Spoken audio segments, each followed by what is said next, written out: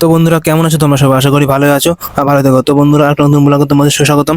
তো বন্ধুরা আজকে দীঘার দ্বিতীয় দিন আমাদের, আর এটা দ্বিতীয় দিনের পার্ট 2 চলেছে। পার্ট 1 চ্যানেলে আপলোড করা আছে, তো আই বাটনে আমি দিয়ে দেবো, ওখান থেকে তোমরা দেখতে পারবে। তো খুব মজা আসতে রয়েছে। চলো, আমরা এখান থেকে মুড়ি মাখা নিয়েছি। আর দুপুরবেলা গেছিলাম স্নান করতে, তখন তো ফোন নিতে পারিনি, কারণ স্নান করতে যাবো, ফোন নিয়ে চলে যাবো, ভিজে ভিজে যাবে।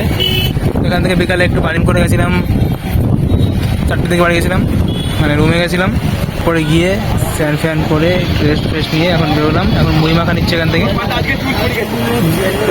আবার একটু বিচটা করে আবার। তো ফাইনালি মুড়ি মাখা চলে এসেছে হাতে, আর এখানে 3 বন্ধু মিলে খাচ্ছিলাম, খেতে খেতে যাচ্ছিলাম বিচের দিকে। আর ওয়েদারটা বিকালবেলায় খুবই ভালো ছিল, আর 3 বন্ধু মিলে খুবই মজা করতে করতে যাচ্ছিলাম বিচের দিকে। আর একটা বন্ধু ও রুমেই ছিল, ও পরে আসবে বলছিল। তো আমরা এখানে যাচ্ছি হাঁটতে হাঁটতে। তো হাঁটতে হাঁটতে চলে যাচ্ছি বিচের সামনে। আর বিচের সামনেই এটা যে নিউ দীঘাতে বিচের সামনে এরকম পার্ক টাইপের আছে, তো এখানে সবাই বসে থাকে। আর এদিকে 3 বন্ধু মিলে সেই মজা করছিলাম। আর বলছিলাম একটা বন্ধু, যে বন্ধু রুমে রয়েছে, তো ওর কথা বলছিলাম যে ও রুমেই থাক, ওর আসতে হবে না, ও আসবে আসবে করে আসছিলই না। তারপর এখানে আর সেই পরিমাণে হাওয়া দিচ্ছিল, আর হাওয়ার মজাও নিচ্ছিলাম খুব। তো দেখতে দেখতে রাতও হয়ে গেল, আর রাত্রেবেলা অনেক পরিমাণে ক্রাউড ছিল। তো চারি সাইডে শুধু লোক আর লোক, আর সমুদ্রের সাইডে এত পরিমাণে হাওয়া দিচ্ছিল, আর সঙ্গে গানও বাজছিল, সেই মজা আসছিল, সেই ভালো লাগছিল। তারপর এদিকে ঘোরাঘুরি করছিলাম, আর এদিকে সমুদ্রের সাইডে দাঁড়িয়ে আমি একটু ফিল নিচ্ছিলাম। আর তারপরে এখানে দেখি এক কাকা ধোনির জার্সি পরে এইখানে কি করছে দেখো, ব্যায়াম করছে না কি করছে দেখো। আর আমরা সেই মজা করছিলাম, আমরা মানে যাচ্ছিলাম এখানে সামনে দিয়ে হেঁটে হেঁটে। তারপর দেখি ইনি এখানে কি করছে, ইয়োগা করছে না কি করছে দেখো, ধোনি 7 জার্সি পরে সেই মজা করছে। তো আমরা ঘুরতে ঘুরতে চলে আসলাম এখানে খাবারের দোকানের সাইডে। আর এখানে এসে দেখি মাছ, অক্টোপাস আর বাদ বাকি যা সব কিছু এখানে পাওয়া যাচ্ছে। তো আসার সময় দীঘায় আমরা আসার সময় সবাই বলছিল যে গিয়ে অক্টোপাস কিন্তু খাবি। তো এখানে তারপরে একটা দোকানের দাম শুনলাম। তো দাম শোনার পরে একটা ছোট অক্টোপাস বলছে 260 টাকা। তো দাম শুনে তো নমস্কার, আমি বললাম না আর খেতে হবে না, আমার দাম শুনে পেট ভরে গেছে, আমি আর খাবো না, এত দাম দিয়ে একটা অক্টোপাস খাওয়া যায়? তারপরে এদিকে ঘুরতে ঘুরতে দেখছিলাম যে কোথায় কি পাওয়া যায়, কোন দোকানে কি পাওয়া যায়। দেখলে এখানে অনেকগুলো দোকান ছিল, সব দোকানেই ম্যাক্সিমাম পাওয়া যাচ্ছিল অক্টোপাস। আর অন্য রকমের মাছ, মানে সামুদ্রিক যেসব মাছ থাকে সব রকমের মাছ পাওয়া যাচ্ছিল। তো সবাই খাচ্ছিল এখানে, তো আমরা দেখছিলাম যে কোন দোকানে কি পাওয়া যায় কি না পাওয়া যায়, দাম শুনছিলাম। তারপরে ঘুরে ঘুরে দেখলাম পুরো মার্কেটটা, ভালোই লাগছিল। তো চারি সাইডে নিত্য নতুন কিছু মাছ, অনেক রকমের খাবার, কাঁকড়া সবই ছিল।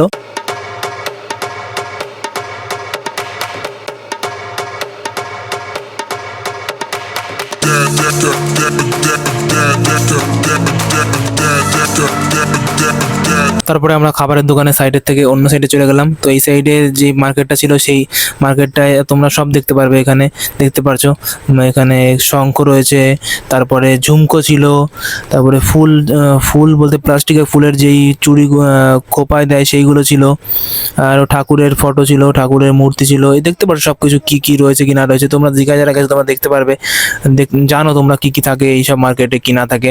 তো অনেক রকমের ফটো ছিল, ব্রেসলেট ছিল, প্লাস চাবি রিং ছিল, ফটো ফ্রেম ছিল, অনেক সব রকমের জিনিস ছিল। তো একটা দোকানে এক রকমের জিনিস ছিল। তো এখানেও এই মার্কেটটাও খুবই ভিড় ছিল। সো এখানে অনেক ক্রাউড ছিল। তারপরে দেখতে পারছো এইদিকে দেখতে দেখতে আমরা চলে আসলাম অন্য সাইডে। এই সাইডেও এসে দেখি এই সাইডেও ভিড়। তারপরে আমরা দেখছিলাম চাই সাইডে ঘুরে ঘুরে কি পাওয়া যায় কি না পাওয়া যায়। আর বন্ধুরা এগুলো দেখো, এই জিনিসগুলো দেখো, দেখতে যে এত সুন্দর লাগছে সামনে থেকে।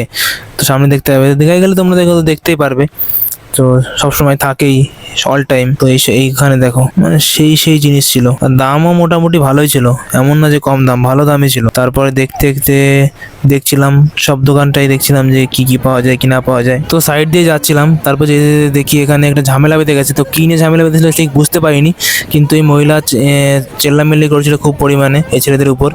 তো ঝামেলা তো ভালোই বেঁধেছিল, কোনো তো ভালো কারণ ছিল, তা না হলে এরকম করে বলবে না। তো এবার বন্ধুরা মিলে হাঁটতে হাঁটতে এবার রুমের দিকে রওনা দিতে হবে, কারণ সময় হয়ে গেছে। তো রাত্রে খাবারও খেতে হবে, তারপরে আবার রুমেও যেতে হবে।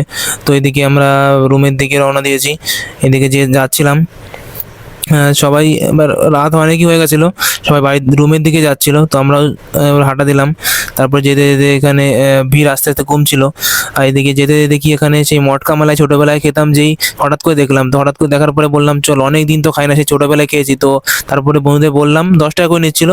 তো আমি আর একটা বন্ধু খাচ্ছিলাম, তো আর একটা বন্ধু বলছিল না আমি খাবো না। তারপরে ও বললো অনেকদিন খাই না, চল খাই। তারপরে ও খেলো, তারপরে তিনজন তিনটে নিয়ে এলাম। তো অনেক দিন পরে খাবো আজকে, অনেক বছর আগে খেয়েছি, ছোটোবেলায় খেয়েছি।